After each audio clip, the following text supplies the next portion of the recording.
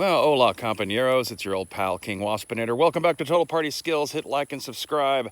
I'm a little annoyed by all the recent talk on YouTube about the concept of fan baiting. Not because I necessarily disagree with it. In fact, quite the opposite. For the last 5 years, I've been trying to tell people that a lot of this stuff that's being blamed on some sort of cult of social justice is actually a Hail Mary marketing strategy that serves several ends.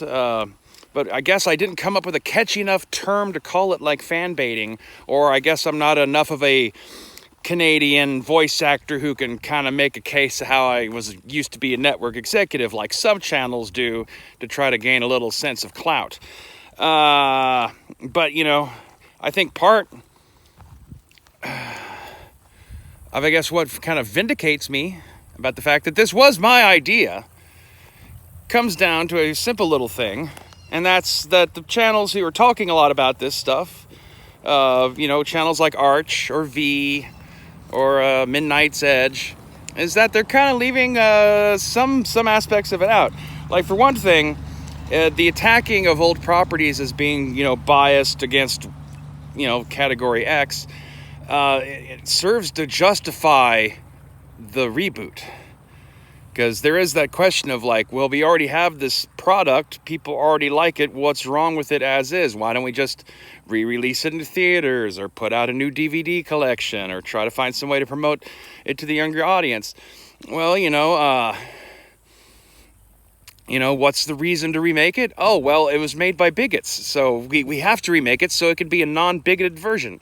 It's kind of like the real reason why we have all these Disney live-action reboots is because by modern standards, a lot of those cartoons are, a little racist or sexist or whatever. And this is a convenient way for them to remake it, rebrand it, recontrol the IP, keep their flag planted in their version of it.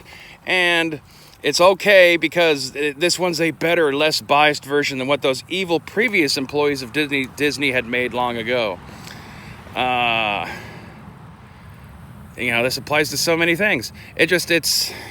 I remember when my older channel, when I was trying to be more of like a, entertainment commentator YouTuber as opposed to just focusing on role-playing game topics, is, just kind of how dismissive some other channels were towards me trying to like explain that way. And yet now all of a sudden it's being popularized and the cascade effect of how talking points are spread is, making, more and more people like me doing fan bait in their titles and talking about it as a serious subject. It's this new thing they just discovered. And, fuck, if you motherfuckers had just listened to me back then, maybe we could have, hashed this out a long time ago. But no, King Waspinator must be wrong. So, yeah, I don't know. It's just a little thing I find annoying.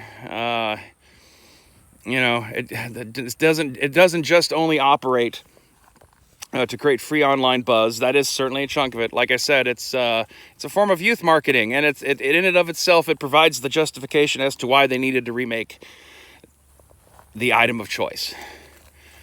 And also, what is the old thing that's always been the case of you want kids to buy your Go-Gurt, you got to make it out like their parents are squares and aren't going to like them, eating Go-Gurt, kind of a thing. And just because of the sensibilities we find ourselves in this current year, a